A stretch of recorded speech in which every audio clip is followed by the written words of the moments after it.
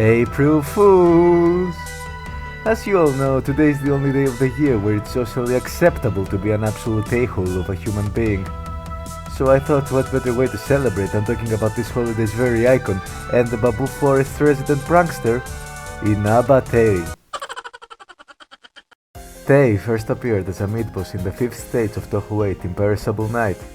However, despite her seemingly unimportant debut, she kept on appearing throughout the series, even being playable in Phantasmagoria of Flowerview, and co-starring in the manga series Inaba of the Moon and Inaba of the Earth. When it comes to her personality, she is a very childish person who takes joy in pranking and sometimes even scamming others, particularly Raisin, who ends up being on the receiving end of most of Tewi's schemes.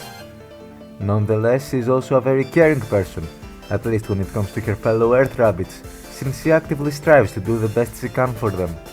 To go into more details, Tewi is one of the oldest yokai, being around to witness the Bamboo Forest of the Lost's beginning stages. As such, she had plenty of time to amass the knowledge and power required to become the leader of the forest and of the rabbits that inhabit it. So when the Lunarians descended and decided to seek refuge on Earth, Tewi offered them a deal, namely, to protect Ainty from any humans that would enter the forest, and in exchange the Lunarians would have to share their knowledge and achievements with the rabbits. A very effective way of allowing them to compete more directly with the other species of yokai like the Tengu and the Kappa. When it comes to abilities besides the usual jazz, Tewi has the power of giving good luck to anyone that lays eyes on her. Although, since she lives in the Bamboo Forest, a place that's basically a maze, she is very rarely seen, and those that do manage to catch a glimpse of her usually spend all their luck in finding their way back home. It's also worth noting that this ability also works on herself, which is obviously very beneficial for all of her endeavors.